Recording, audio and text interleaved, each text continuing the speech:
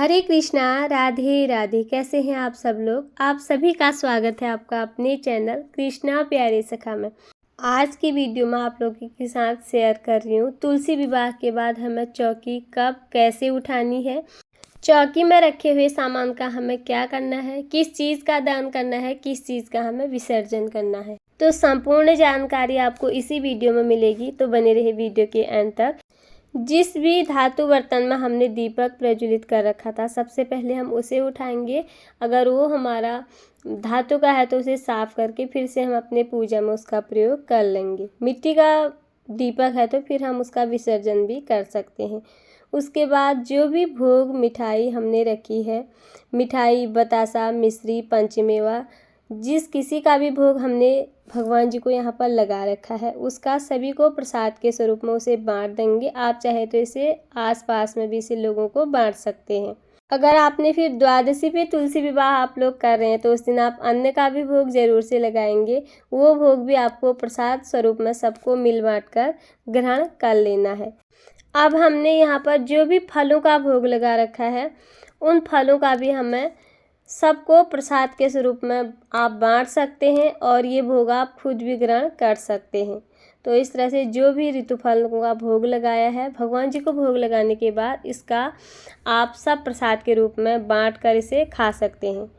उसके बाद जो हम तुलसी माता के लिए बर्तन लाए थे दान में देने के लिए, अगर आपने तुलसी माता रानी का कन्यादान किया है तो उस बर्तनों को आप वहाँ पर दान कर देंगे। इस बर्तनों को आप अपने घर पे नहीं रखेंगे अगर आपने तुलसी माता का कन्यादान करके किसी को देना है तो।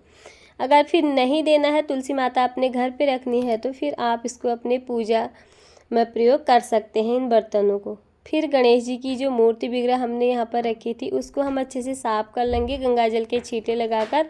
उन्हें फिर से अपने मंदिर पे विराजमान करके उनकी आप पूजा कर सकते हैं। जो भी भगवान श्री गणेश जी को आपने जनेऊ, कलावा जो भी समर्पित कर रखा है, उसे आपके घर पे कोई जनेऊ पहनने वाला है तो उन्हें भी वो भी पहन सकते हैं, नहीं तो आप मंदिर में जाकर इसे पंडित जी को भी दान कर सकते हैं। उसके बाद जो दक्षिणा हमने रखी होती है पूजा में, उस दक्षिणा को हमें दूसरे दिन मंदिर में जाकर पंडित को ये दान करना होता है। ये दक्षिणा हमें घर पे नहीं रखनी होती है। वैसे भी एकादशी के बाद दूसरे दिन पारण करके इस दक्षिणा का हमें दान ही करना होता है। उसके बाद जो भी भगवान जी को वस्त्र रूपी हमने कलावा समर्पित कर रखा था माता तुलसी को और भगवान श्री हरि विष्णु को, उसको हम तुलसी के गमले में ही बाद में लपेट लेंगे। जो भगवान जी के लिए यहाँ पर हमने भोग के लिए जल रखा था, उनको जल पिलाने के लिए, उस जल को हम बाद में पौधों में डाल लेंगे या कहीं हम उनको क्यारियों में डाल देंगे, इधर उधर कहीं नहीं फेंकेंगे। जो हमने यहाँ पर दीप कलश की स्थापना कर रखी है, उसके ऊपर मिट्टी का दीपक है तो उसे हम विसर्जन कर देंगे। धातु का है तो आप उसे पूजा में प्रयोग करेंगे। और जो भी हमने उनके ऊपर पूर्ण पात्र के ऊपर गेहूँ और तिल जो भी रखे थे उसे हम पक्षियों को दाना दे देंगे। और जो हमने दीप कलश की स्थापना कर रखी थी उसके किनारों पर जो पंच पल्लव लगा रखे थे उसका भी भूमि विसर्जन कर देंगे।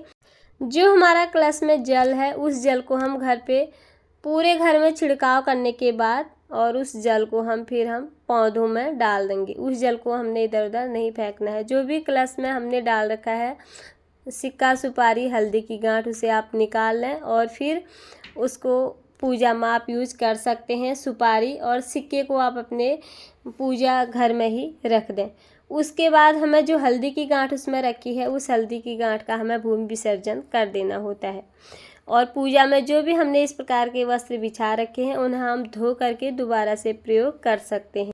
अगर आपने तुलसी माता को सुहाग की सामग्री जो भी चढ़ा रखी है, साड़ी, चुनरी और लहंगा, जो भी सामग्री चढ़ा रखी है, उसको हमने मंदिर पे जाकर दान कर देना होता है। और जो चूड़ियाँ हैं उसमें से एक दो चूड़ियाँ हम माता का प्रसाद स्वरूप समझकर हम अपने हाथ में डाल लेंगे और दो चार चूड़ियाँ हम तुलसी माता पे ही समर्पित कर देंगे और एक दो अपनी माता का प्रसाद समझकर अपने लिए निकाल लेंगे और अपने हाथ में डाल लेंगे। और जो अब हमने भगवान श्री हरि को जो जयमाला समर्पित कर रखी थी और माता तुलसी को भी, इस जयमाला को तुरंत विसर्जन नहीं किया जाता है। इस जयमाला को आप 2-4 दिन ऐसे ही रख दें। उसके बाद ही हमें किसी गमले में इनको विसर्जन करना होता है। और जयमालाएँ जो होती हैं उनका तुरंत विसर्जन नहीं किया जाता है। जो हमारे चढ़ाए हुए पुष्प हैं उनका विसर्जन आप लोग कर सकते हैं। जयमाला का विसर्जन हमें थोड़े दिन के बाद ही करना होता है। अब यहाँ पर हमें तुलसी माता का दान करना चाहिए या नहीं। अगर आपके घर के शालिग्राम जी हैं, अगर आपने अपने घर के ही भगवान श्री हरि विष्णु की प्रतिमा से या लड्डू गोपाल जी से या शालिग्राम जी से उनका विवाह संपन्न करा रखा है, तो आप अपने तुलसी माता को अपने घर पे ही विराजमान करेंगे, इधर उधर कहीं दान नहीं करेंगे। अगर आप कहीं बाहर से शालिग्राम जी अपने घर पे लाए हैं या बाहर से लड्डू गोपाल जी लाकर अपनी तुलसी माता का उनके साथ आपने विवाह संपन्न करा रखा है, तो फिर उन्हीं के साथ आपको अपनी तुलसी माता का भी दान करना होता है। और जितनी भी तुलसी माता को सुहाग की सामग्री चढ़ाई हैं, जितने भी वस्त्र उनको समर्पित कर रखे हैं, जितने भी बर्तन उनके लिए दान में लाए हैं, वो सब हमें तुलसी माता को दान में दे देना होता है। उनकी कोई भी सामग्री हमें फिर अपने घर पे नहीं रखनी होती है। और जो जिस कलावे से या मोली रक्षा सूत्र से हमने तुलसी माता और भगवान विष्णु जी के साथ फेरे लिए थे, उस कलावा रूपी वस्त्र को हम बाद में तुलसी माता के पास ही लपेट लेंगे। इस रक्षा सूत्र को हमें कहीं इधर उधर नहीं डालना है, ना ही इसका विसर्जन करना है, क्योंकि ये जिससे हमने भगवान श्री हरि माता तुलसी के फेरे लिए हैं, ये वही सूत्र है और इसको वहीं पर हम लपेट लेंगे माता तुलसी के सामने। और जो हमने माता तुलसी को लहंगा या चुनरी, कोई भारी सी साड़ी आपने पहना रखी है, तो उसे आप अपने घर के ही किसी बेटियों को, जैसे बेटियों की शादी होती है, उन्हें दहेज में दे सकते हैं। अगर आप इसे किसी को दहेज में देना नहीं चाहते हैं, तो फिर अपने घर पे ही अपने से किसी बड़ी महिला को, अपनी ननद को इसे आप दे सकते हैं। और जो भी हमने भगवान शालिग्राम के जो वस्त्र लाए हैं, उन्हें भी हम किसी को दान में दे सकते हैं।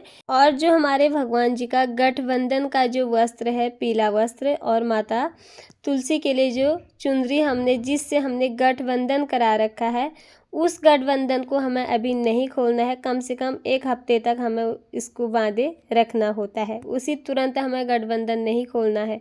अगर आपने तुलसी माता का विवाह एकादशी पर करा रखा है, तो आप ये चौकी द्वादशी को उठाएंगे। फिर आप द्वादशी को तुलसी विवाह कर रखे हैं, तो फिर आप उसके दूसरे दिन ही हमें ये चौकी उठानी होती है। जो भी पूजा में हमने वस्त्र आसन बिछा रखे हैं, उसे आप धो के पूजा में प्रयोग कर सकते हैं। भगवान विष्णु की या शालिग्राम जी आपके अपने घर के मंदिर पे हैं, तो उन्हें आप गंगा जल के छींटे लगाकर पुनः मंदिर पे विराजमान करके उनकी पूजा कर सकते हैं। और तुलसी माता का गमला उनको अपने स्थान पे विराजमान करें और उनकी नित्य प्रतिदिन फिर से पूजा करें। तो दोस्तों, यही थी आज की वीडियो। तुलसी माता की पूजा के बाद चौकी के सामान का हमें क्या करना है, चौकी विसर्जन कैसे करनी है। आपको वीडियो थोड़ी बहुत भी यूजफुल और हेल्पफुल हुई हो, तो प्लीज़ वीडियो को लाइक, और चैनल में पहली बार आए हैं तो चैनल को सब्सक्राइब जरूर से कर दें। फिर मिलती हूँ आप लोगों से किसी और वीडियो में। तब तक के लिए आप सभी को हरे कृष्णा, राधे राधे। तुलसी विवाह एवं देव उठनी एकादशी की आप सबको बहुत बहुत शुभकामनाएं।